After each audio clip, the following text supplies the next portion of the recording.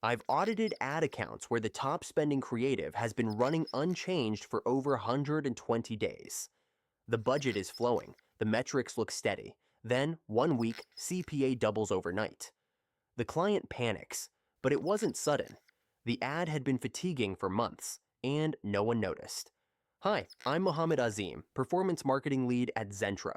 If your ad account is spending more than 40% of its budget on creative that hasn't been refreshed in 3 months, you're already paying for creative fatigue. Here's the right way to think about it.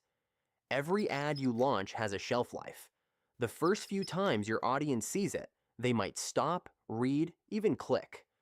But by the 4th or 5th impression, their brain registers it as background noise. There's a neurological phenomenon called perceptual habituation. Repeated exposure to the same stimulus dulls your response. In advertising, this shows up as a sharp drop in attention and recall. According to Nielsen, ad recall drops by 23% after the 4th frequency. Your CPA climbs, not because your offer changed, but because your audience learned to ignore you. This is why we use the 60-30-10 rule for budget allocation. 60% of your daily spend goes to proven, scaling creatives, the ones with stable CPAs and high volume. 30% is dedicated to testing new angles, different hooks, formats, or ad types. And 10% sits in a reserve, ready to scale a breakout winner the moment it shows promise. This split keeps your account oxygenated. You're not waiting for a proven ad to die before you find its replacement.